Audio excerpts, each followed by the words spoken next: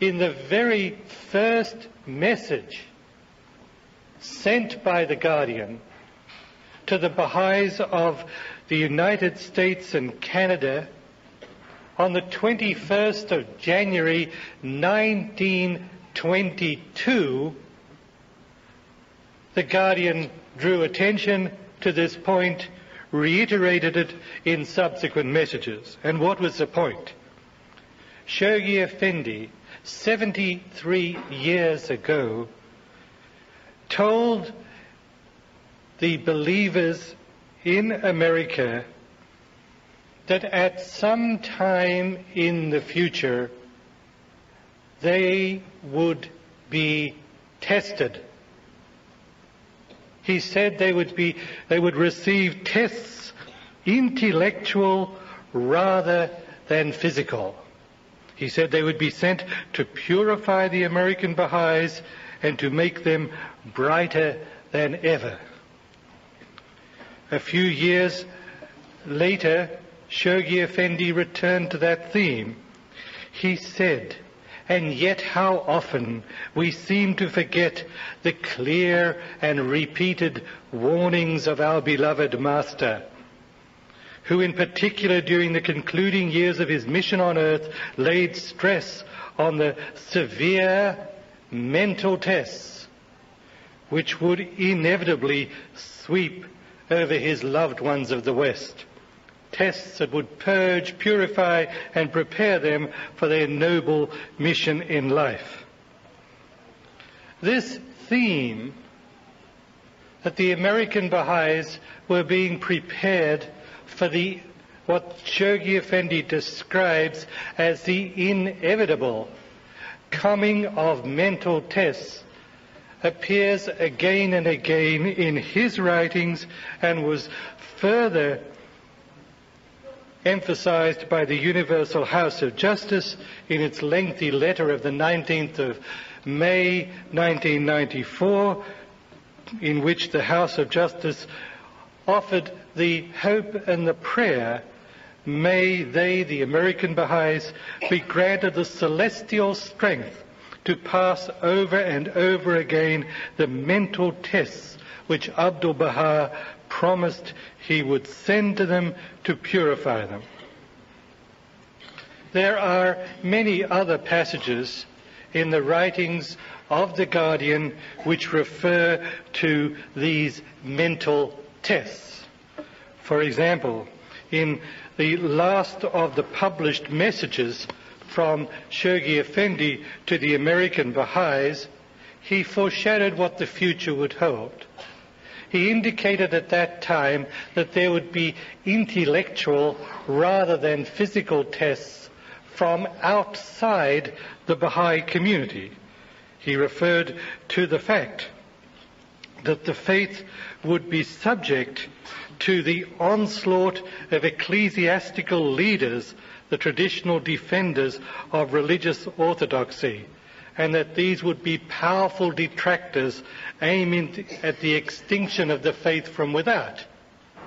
But in addition, in that last message of September 1957, Shoghi Effendi very clearly and very unambiguously referred to the fact that there would be mental tests to the American Bahá'ís from within their community.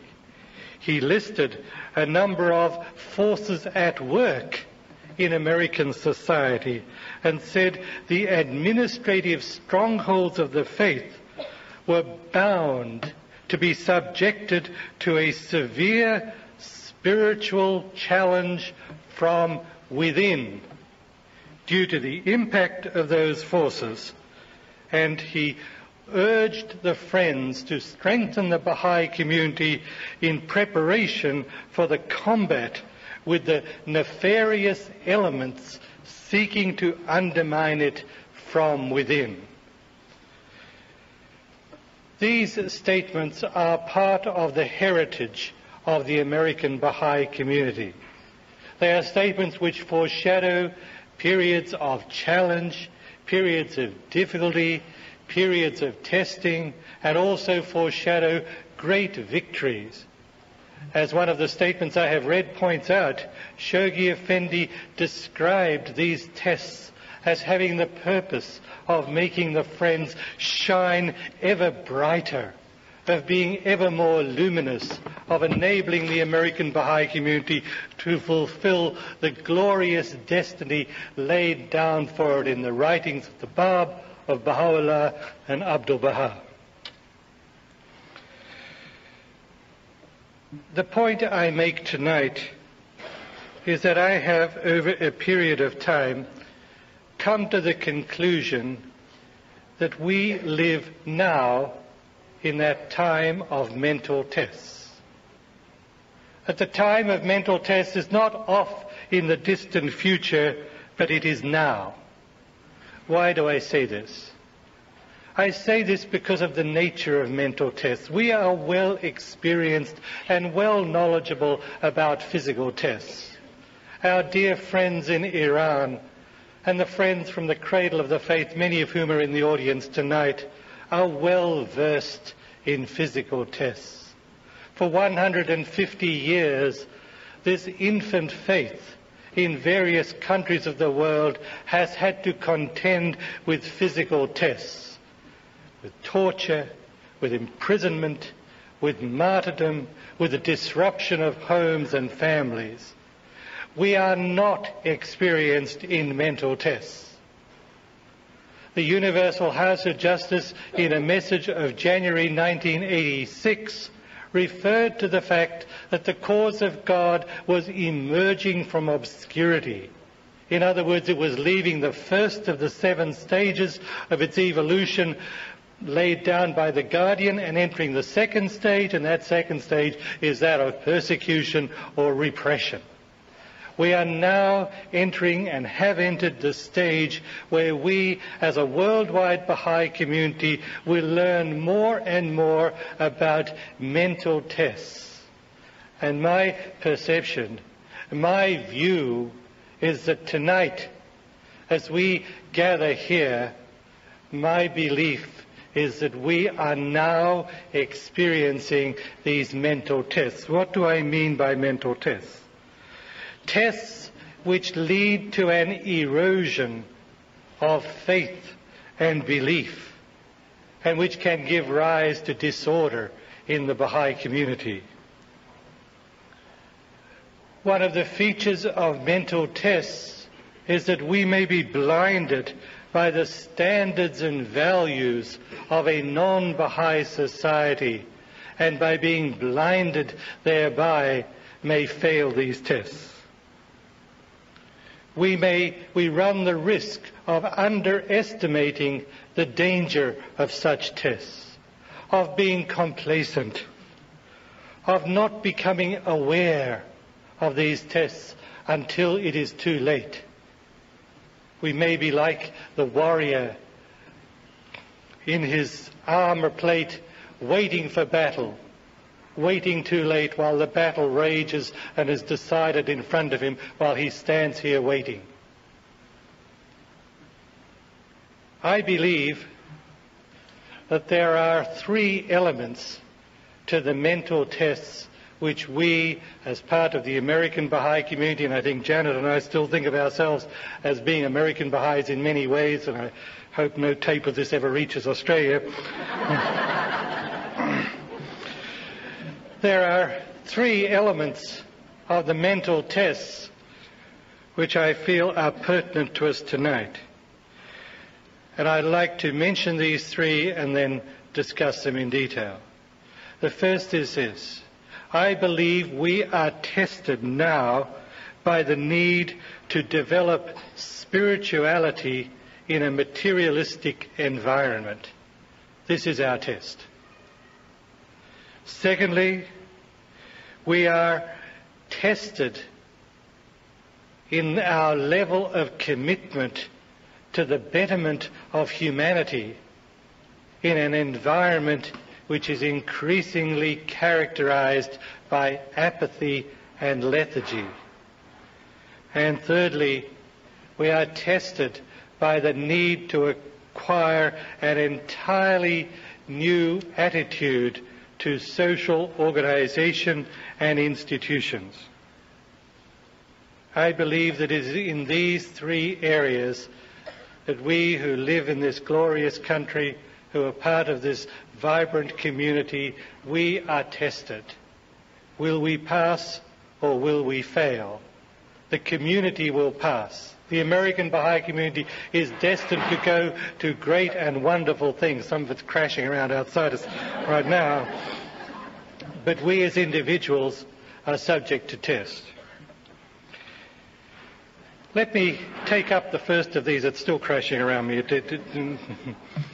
Let me take up the first of these. The first mental test that I think is upon us today is the challenge to develop a sense of spirituality in an environment which is increasingly preoccupied and indeed obsessed with the materialistic dimensions of life. The writings of the Guardian, the statements of the House of Justice in recent years repeatedly call the Friends to spiritualize their lives, to develop a world view which accommodates the all-important, the vital spiritual dimension of existence, together with, and indeed with priority over, its material dimension. We are urged to do this. We are told in our teachings that our duty as believers in Baha'u'llah is to commit ourselves to the spiritualization of our lives. We are promised that if we do this, we will augment our powers and capacities, and that we will only in this way find happiness and fulfillment. When this does not occur, and who's to say that we will pass this test? When this does not occur, religion degenerates to a mere creed, a set of rituals and empty practices. When this does not occur, we will find ourselves drawn inevitably into the materialistic perception of world events and the course of world history. We will be obsessed with the fears, the anxieties, the preoccupations, the apprehensions and suspicions of those around us, and our world view of the spiritual progress of humanity will be lost. Our community life will degenerate into ritualistic practice if this process of spiritualization is not embarked on and energetically pursued.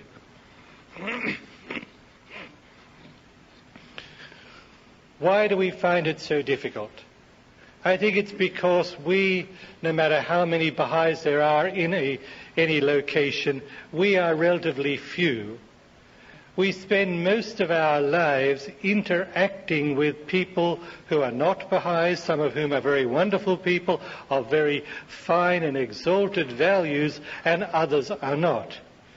We are subject to forces and influences and inclinations and advice and ideas which are essentially materialistic.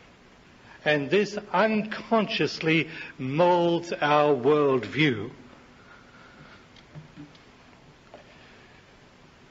For decades and indeed centuries, it was commonly held that in order to spiritualize our lives, we should forsake the material world. We should discard material possessions. We should embrace asceticism in the pursuit of the spiritual development of ourselves. This erroneous conception has been put to rest by the revelation by Baha'u'llah of the law of Huququllah. In giving us the mercy and the benefit of the law of Huququllah, Baha'u'llah has in essence told us this portion of your surplus, of your accumulated assets, this portion belongs to God. The rest of it, the other 81%, is yours. You may wish to offer it sacrificially for the welfare of mankind. You may wish not to do so. That is your business. Part of it belongs to God. We are called upon as a matter of conscience to pay our hukuk. We don't speak of contributing to hukukula. One contributes to the national, local and international funds, but one pays hukukula. The concept of spiritualization as involving necessarily the total abandonment of material comforts, pursuits and benefits, that concept has been overthrown by the insight and wisdom provided by the law of hukukula. I want to share with you my perception of spirituality, of how it is that we may attain spirituality, because this is our challenge. This is a challenge of every one of us, how to attain a spiritualized development of ourselves. I believe that the process of spiritual development rests upon three principles. The first principle is this, that certain actions which we carry out in this world, prescribed by the manifestation of God, attract a mysterious but vital spiritual power to them. That there are certain prescriptions given in the teachings of our religion which we accept with faith, on the understanding that if we follow these prescriptions, we will attract in a mysterious, incomprehensible manner a great spiritual power. This is a very complex and very difficult point for us to understand. Fortunately, during the course of the dispensation preceding the coming of the Bab and Baha'u'llah, scientists began the systematic study of magnetism. And as a result, human society learned something about magnets and about the magnetic principle and magnetism as a phenomenon. And we know now that magnetism is a phenomenon whereby atoms are arranged in little systems of organization called dipoles, which are all pointing in the same direction, and associated with it is something we call magnetic force. A force which acts at a distance which is invisible but which is very strong. As a result, one finds that this first of the three principles that I see underlying the process of spiritual development, that this principle is illustrated in the Baha'i writings repeatedly by Baha'u'llah, Abdu'l-Baha and the Guardian by use of the analogy of the magnet. The analogy of the magnet has enabled the central figures of our faith to vividly convey to us the vital principle that certain actions carried out according to the prescription of God attract a powerful, invisible force. Let me read some examples. One place, faith is the magnet which draws the confirmation of the merciful one.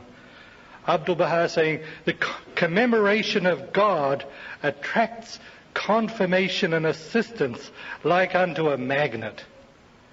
Again, unity and harmony is the magnet which draws the confirmations of God, and so on.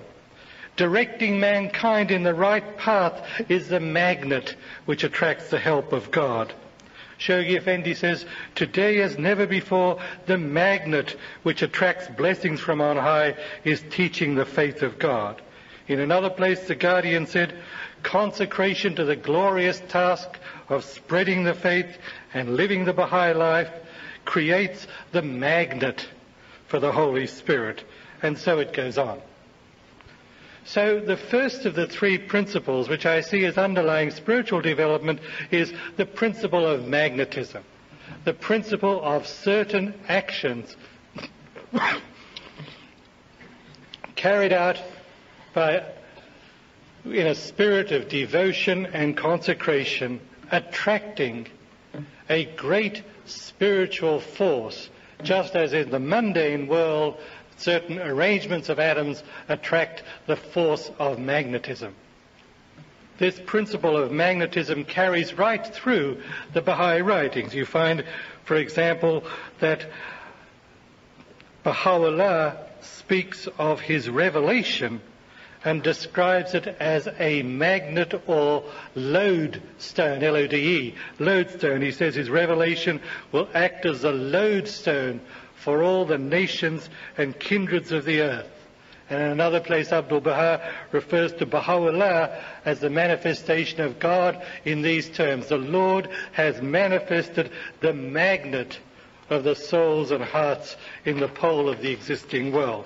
So this first principle underlying the spiritualization process, I believe, is that of the attraction of powerful spiritual forces through prescribed actions, a so-called magnetic principle. The second principle I see in the process of spiritual development is that of constructive interaction. The first one is that if we pray, if we fast, if we teach the faith, if we practice unity, if we hold spiritual meetings, we attract spiritual forces and powers. The second principle of constructive interaction is illustrated by a simple example. We know in our writings that prayer attracts the spiritual forces. Let us say, I pray a little bit, then I will attract a certain amount of the spiritual forces. This will reinforce my endeavours. This will make me stronger. I will pray more. It's a very simple-minded model, but it's enough for our purpose. I will pray more. This will attract a greater measure of spiritual powers. I will pray even more. This will attract even further spiritual powers. I will pray even more, and so it will build up. So I speak of this second principle as one of what I call constructive interaction. You start off with a little bit, it attracts some forces, makes you stronger, you do more, which attracts even more forces, and so it builds up. And in that sense, we are called upon to practice these spiritual virtues, to carry out these devotional practices, the practice of teaching, of contributing to the fund, of participating in the work of the faith, confident that they will attract spiritual forces which will reinforce our endeavours and make us do even more and more. It is in this light, this principle of constructive interaction, this is the only way in which I can comprehend a strange and mysterious statement which appears in our writings and which is attributed to the Master Abdul-Baha here in this very spot in the year 1912. On that occasion, when Abdul-Baha had laid the cornerstone of this magnificent edifice in which we are sheltered tonight, he made a very strange remark. Having laid the cornerstone, Abdul-Baha is reported to have said to the friends gathered on that occasion, the temple is already built.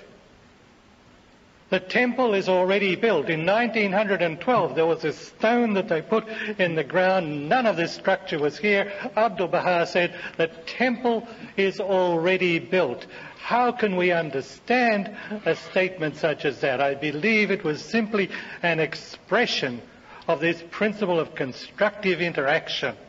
That what he was saying, as he explained at that time, you have only to begin, everything will be all right. Telling the dear friends gathered in 1912, make a start. Make a beginning. You will attract spiritual powers. This will reinforce your endeavours. You will do even more, attract even greater spiritual powers, and a time will come when the temple will come into physical existence. It is already built by virtue of the efforts you have embarked upon in 1912. It is in that sense that I see this principle of constructive interaction as vital to the process of spiritualization. As I mentioned, I think there are three elements to the spiritualization process. The principle of magnetism, by which we carry out certain actions and attract spiritual forces, and the principle of constructive interaction, by which we make an effort and that attracts even more powers, and so it builds up from that. If only there were these two principles, how much simpler life would be. It's a source of great regret to me that I have to tell you that there are not two principles but three. Because the third principle is that of testing. The testing is inevitable. The testing is the source of drama, the source of success and failure in our personal and collective lives.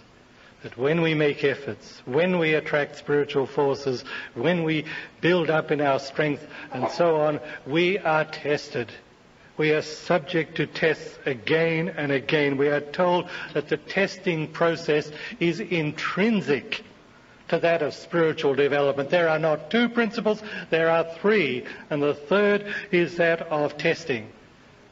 And we are tested to see if we really have the fortitude, the strength, the determination to persist in the face of adversity, in the face of distraction, in the face of ridicule, in the face of the desire to relax, to avoid the hardship and the effort that is involved.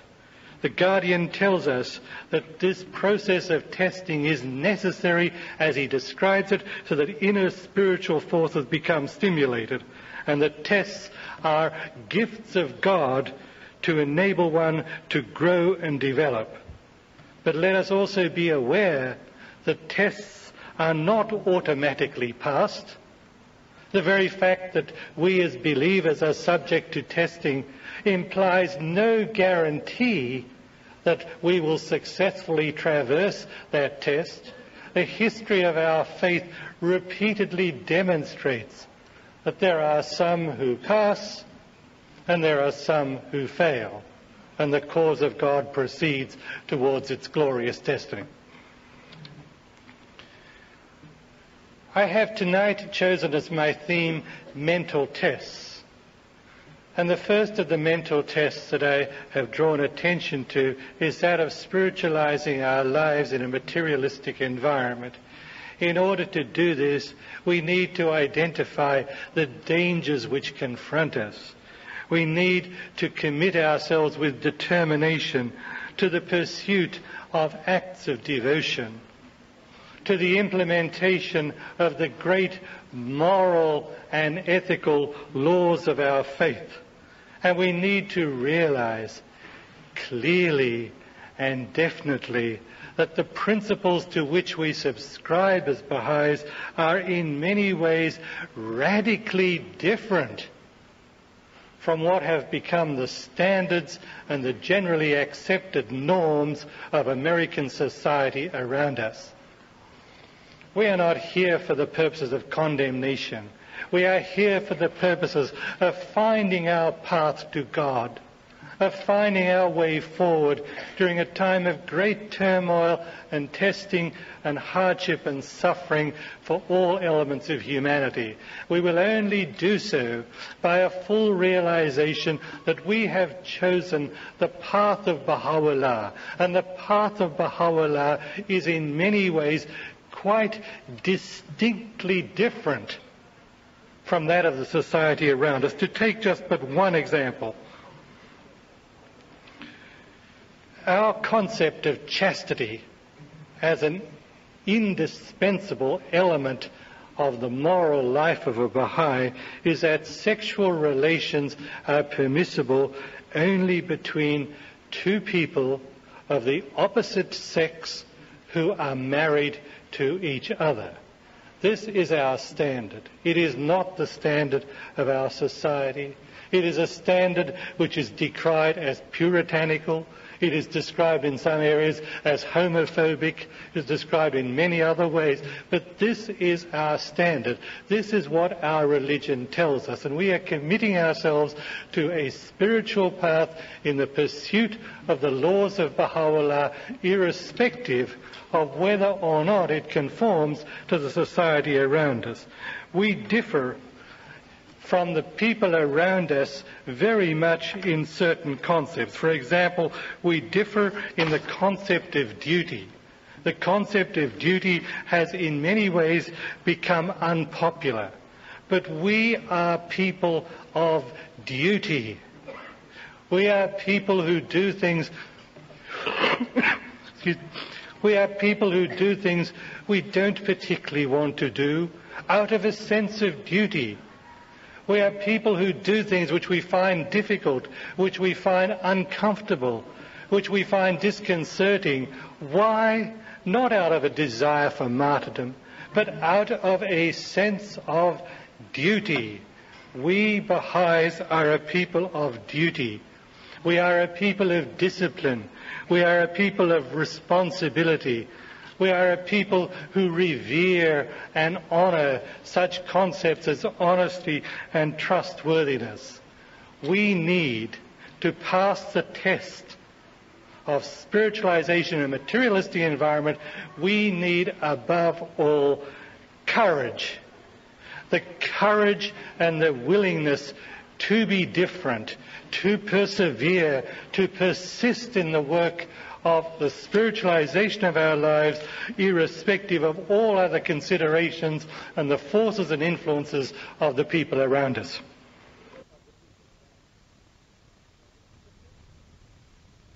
The second of the three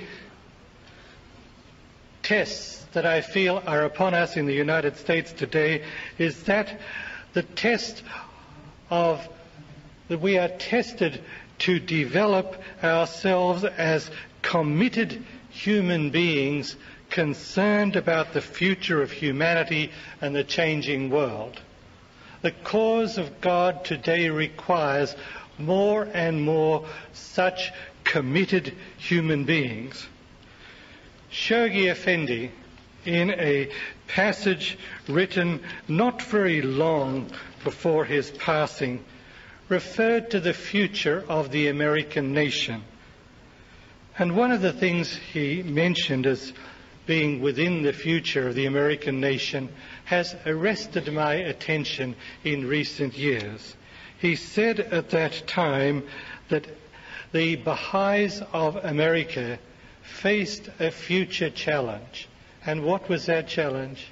He referred to the challenge that apathy and lethargy would paralyze their spiritual faculties. In his message published in the book Citadel of Faith, Shoghi Effendi refers to a number of challenges before the American friends, one of which was that apathy and lethargy would paralyze their spiritual faculties in the future. We today face that test, the test of overcoming apathy and lethargy, the test that those around us increasingly lack zeal and idealism and the passion for changing the world. Society around us has lost its vision. It lacks heroes and heroines. They have become discredited. Exposés have been written about them. They have been found to have feet of clay. There are no heroes. There are no heroines. There is no vision. It is a matter of making it through day by day, being concerned only for oneself, because no one else is interested in us. You survive or not. It's a hard, cruel world out there. That is not the Baha'i way. We are people committed to the creation of a new society. We are summoned to heroism. We are summoned to sacrifice. We are summoned to idealism and to altruism. We are people creating a new society, a new civilization. We are people who love and are concerned about generations yet unborn. and we are prepared to dedicate our lives that those generations to come in decades and centuries into the future may have a better life, may have a life of peace and unity and harmony and the possibility for the full development of their potential. This is the idealism to which we are summoned as Bahá'ís. We need to overcome the apathy and lethargy of our society and stand apart as people dedicated to the creation of a new world. What does this mean? How do we achieve this? How will it come about? I believe we as believers need a far deeper understanding of the role of the faith in the redemption of mankind. We are not simply spreading one religion to clutter up a world full of religions. We are not simply seeking to elbow our way into the community of the faith of mankind.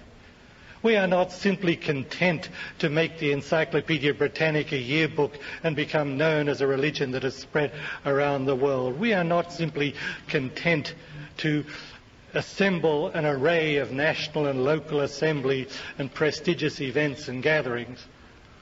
Our religion is that of the promised one of all ages. Our religion is that of the world Redeemer who has come after thousands upon thousands of years of toil and turmoil and suffering during the whole of recorded history. We stand at a breakpoint in the history of human civilization. And we as Bahá'ís are the vehicle for the implantation of spirit into the body of mankind, which is now being moulded through great difficulty and suffering into a unified entity. In my present functioning as a member of the Universal House of Justice, I find myself at times meditating on a statement which appears in the writings of the Guardian, and it appears without conditionality. I find no conditionality attached to it. It is rather a definite statement without any maybes or possiblies or perhapses. And in that statement, the Guardian refers to the institution of which I am a member, the Universal House of Justice, and he says that this house is one which posterity will regard as the last refuge of a tottering civilization. And when I read that passage, I say to myself, what does it mean about the future condition of mankind? I sometimes sit in the council chamber in the seat of the Universal House of Justice. I look at my 8 colleagues seated around the table. I realize that we 9 are not the House of Justice. It is a great, magnificent spiritual entity of which we are simply the weak and feeble outward expression.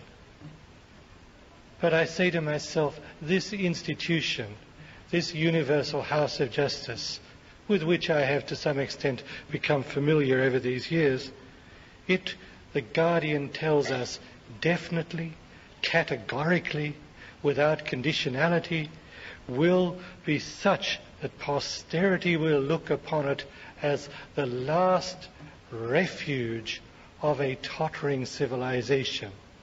I offer this passage to you simply as an indication of the great changes that are coming to humanity.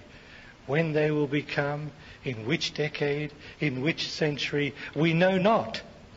But we do know that they will come, that the cause of which we are all members is destined to play a major, transforming, revolutionizing role in the history of humanity on this planet.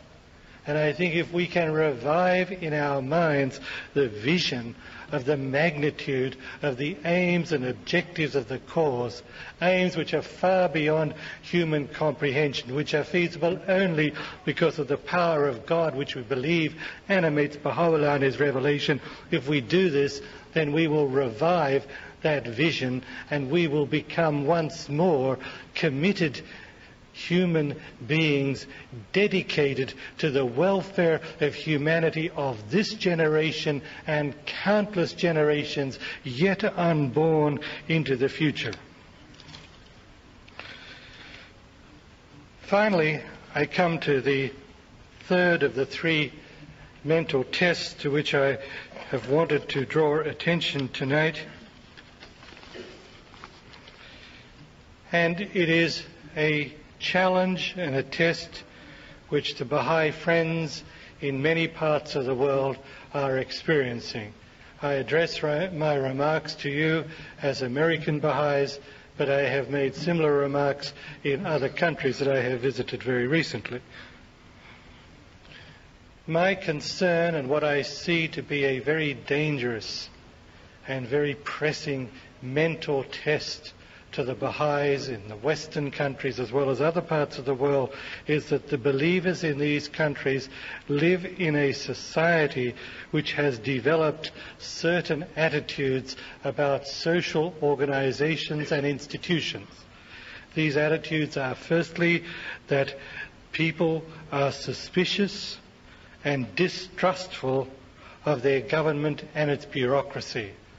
They have found through bitter experience that their governmental leaders have become corrupt, that the bureaucracy of their social organization suffocates them, restricts their freedom, and in many ways is a source of their suffering.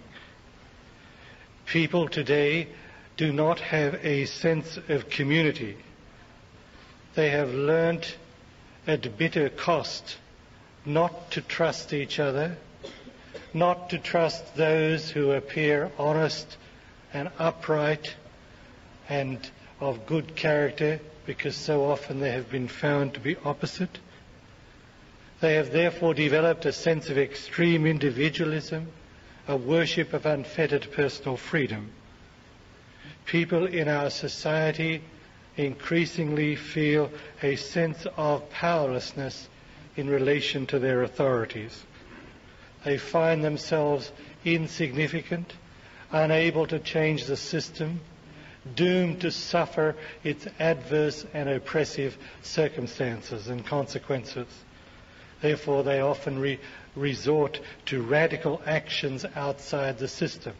They become terrorists, they become anarchists, they seek the overthrow of the system, they seek its destruction. They say, often with a certain justification, anything is better than what we've got. These are increasingly the attitudes of the society. Not to trust those who appear honest and upright and of good character, because so often they have been found to be opposite. They have therefore developed a sense of extreme individualism, a worship of unfettered personal freedom. People in our society increasingly feel a sense of powerlessness in relation to their authorities. They find themselves insignificant, unable to change the system, doomed to suffer its adverse and oppressive circumstances and consequences. Therefore, they often resort to radical actions outside the system. They become terrorists, they become anarchists, they seek the overthrow of the system, they seek its destruction. They say, often with a certain justification, anything is better than what we've got. These are increasingly the attitudes of the society around us. They were foreshadowed by Baha'u'llah in his tablets to the kings and religious leaders. Shoghi Effendi described in detail the evolution of society during what he called this age of critical transition. It is now upon us.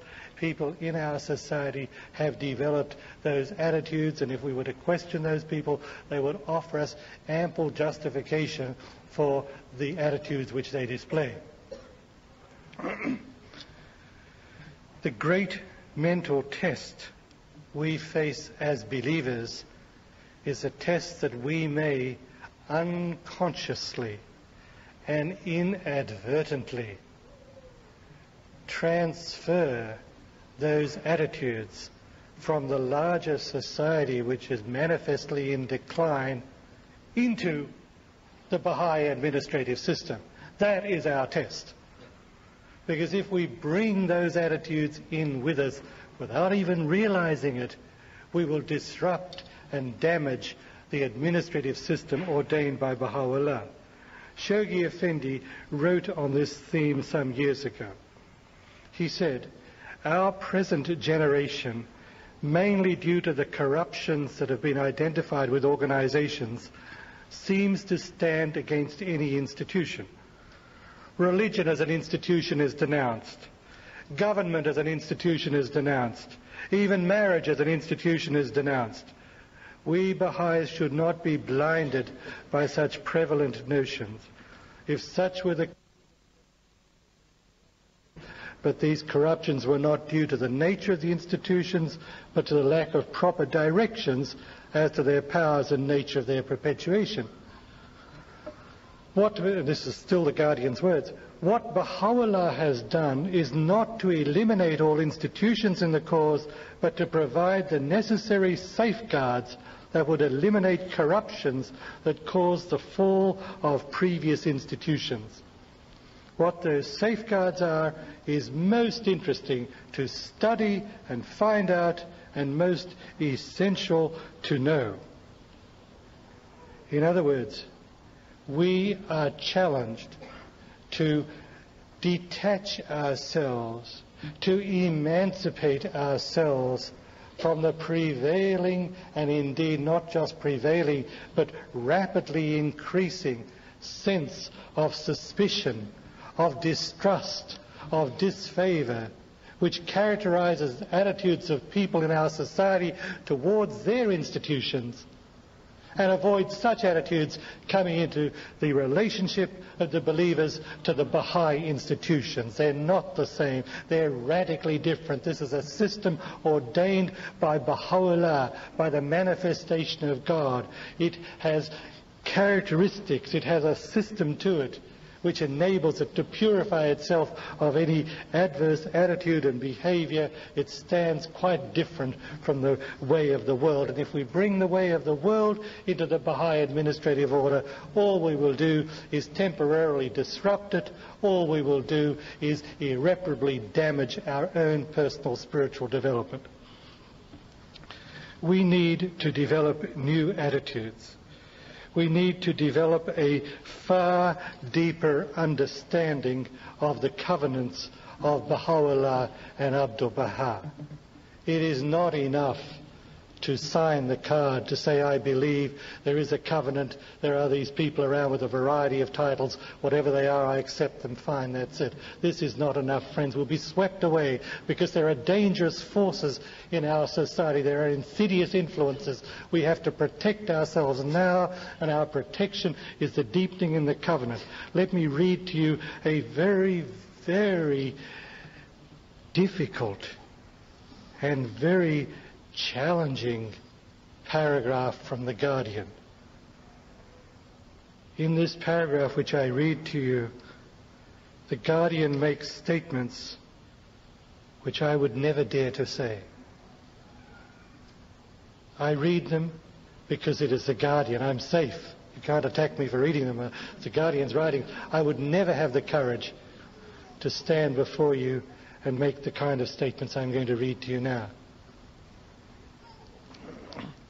Shoghi Effendi says, "The believers need to be deepened in their knowledge and appreciation of the covenants of both Baha'u'llah and Abdu'l-Baha.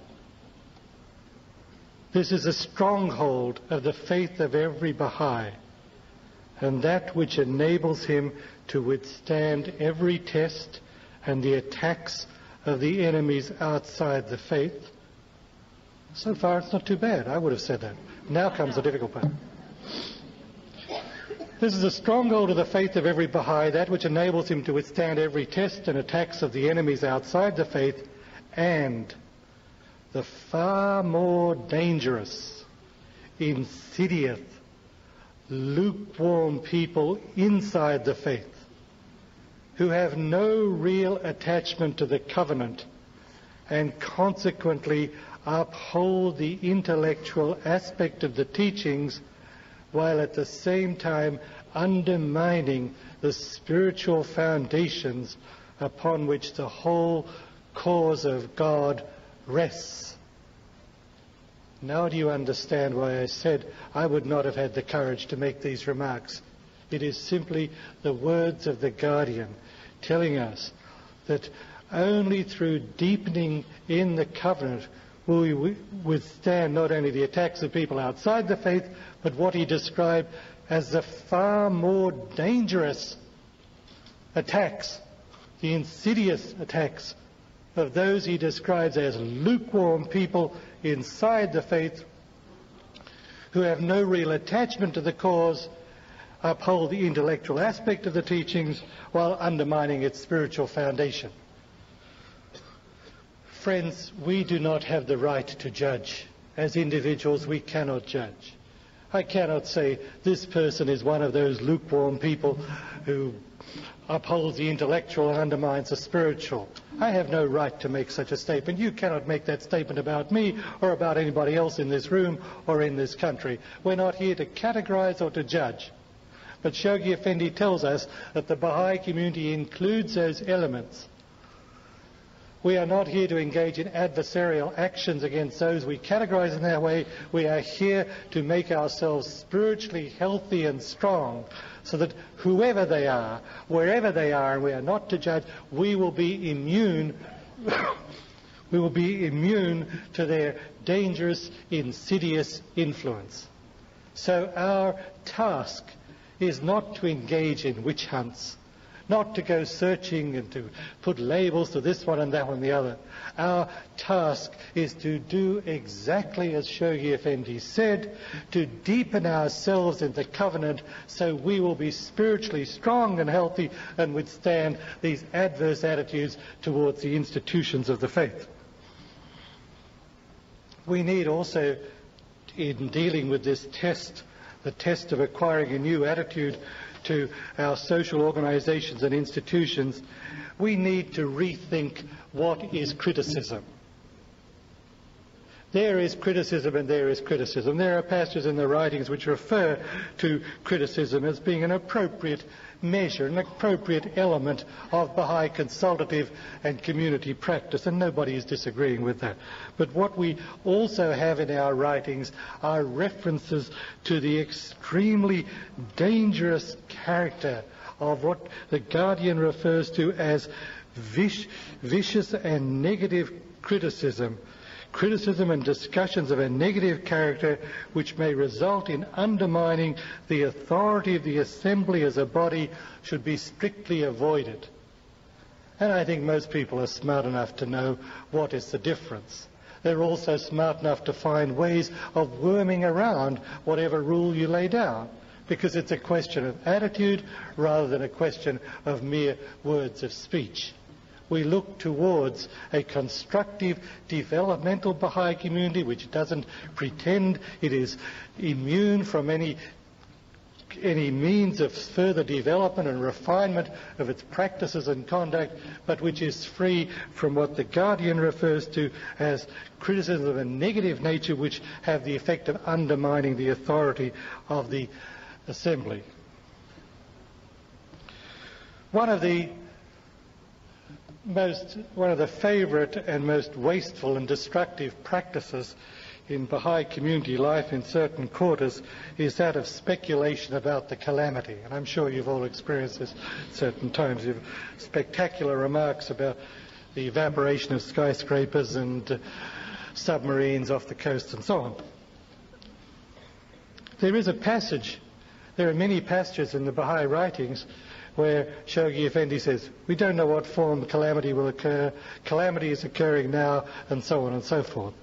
There is one passage, and I'm going to read it to you, where the Guardian says, this is calamity. Finally we found it. It's a letter written on behalf of the Guardian in December 18th, 1949, published in the Bahá'í News in July 1950. And what does he say? He defines a calamity. He says, vicious criticism is a calamity. Vicious criticism is indeed a calamity. Its root is lack of faith in the system of Baha'u'llah, the administrative order, for he has forbidden it. If Baha'is would follow the Baha'i laws in voting, in electing, in serving and abiding by assembly decisions, all this waste of strength through criticizing others could be diverted into cooperation. So one of the elements of acquiring the new attitude towards social organisation is a deepening in the covenant. The second one is that of rethinking the nature of criticism, because it is a constructive element of Baha'i consultation. And the third and final element that I mention is quite revolutionary. It is a statement where Shoghi Effendi was asked to define what were the parameters for the cause bringing in large numbers of people. And he set out 4 parameters. And 3 of them are very obvious, and the 4th one is very unusual. He said, these were the requirements by which without it the cause could never really, these were the requirements without it the cause can never really bring in large numbers of people. He said, without the spirit of real love for Baha'u'llah, for his faith, and its institutions, and the believers for each other. 3 of those are obvious, the 4th one isn't. We would expect the believers to have real love for Baha'u'llah. We'd expect them to love his faith. We'd expect and in fact hope that the believers would love each other. But Shoghi Effendi defines one of the 4 requirements for bringing in large numbers of people is that we develop a real sense of love, a sense of real love for the institutions of the faith. This is radically new in the Baha'i dispensation. Where do you find individuals who, since we're in the state of Illinois, who will come to you and say, I love the Illinois state legislature? Where do you find somebody who says, I love the House of Representatives, I love the Senate? I mean, maybe you'll find a few who say, I'm in love with the Supreme Court, particularly if it's gone their way. Where do you find people who say, I love the executive branch of government, I love the City Council, I love our district administration? This is foreign to Western thought. This is inimical. This is radical. The prevailing thought is that less government is better than more government, and we should get these rascals out of our hair, and so on. We go off in an entirely different direction. We're not just 60 degrees away. We're not 90 degrees or 150 degrees away. We're 180 degrees away. We're entirely the opposite direction, because our religion tells us that without the spirit of real love for the institutions of the cause, we cannot bring in large numbers of people. I've almost reached the end of my remarks, but not quite, because it is very easy to love institutions which one perceives as functioning marvelously well. It's easy to love institutions that function marvelously. If you're in a community and your local spiritual assembly is doing magnificent, wonderful things, sure you can love them. I love them also. But can you love an institution which is functioning in an incomplete developmental way, which is making mistakes, which is having trouble with its unity, with its activity, with its executive action, which forgets to advise you of important events and the like? This is our challenge. How can we do it without hypocrisy? We can do it the same way a parent loves a child. When the child is stumbling, is behaving badly, is filled with some illness, or is grappling with some social grace. The parent loves the child because the parent sees in that child the potential for development. Through love and nurturance, the child will develop and fulfill its potential. Through criticism and a lack of love, the child's growth will be stunted, its development will never be realized. So it is. We are called upon to love our institutions, not in a sense of artificiality, not in a sense of hypocrisy, but in a sense of perfect faith that these are institutions ordained by Baha'u'llah with a glorious, magnificent future ahead of them through our love, our nurturance, our support, our compassion, our understanding. They will develop. They will evolve. It is this kind of love we seek, radically different from the attitude of criticism, suspicion, disorder, and corruption, which informs the attitude of people in the society around us toward institutions which are in decline and dissolution. As you know, the 3-year plan, now hastening to its conclusion, revolves around a triple theme: enhancing the vitality of the faith of individual believers, greatly developing the human resources of the cause, and fostering the proper functioning of local and national Baha'i institutions. It is in striving to overcome the 3 mental tests that I have called attention to tonight that I believe we can best fulfill the responsibilities laid upon us in pursuit of the 3-year plan and our role as Baha'is. I bring my remarks to conclusion. It is well known that the American Baha'i community is a community which is endowed with great potential. Abdu'l-Baha blessed these shores with his footsteps. He lavished love and care on this country. Shoghi Effendi wrote his major messages to the American Baha'is. He called upon the American believers as the chief executors of the tablets of the divine plan.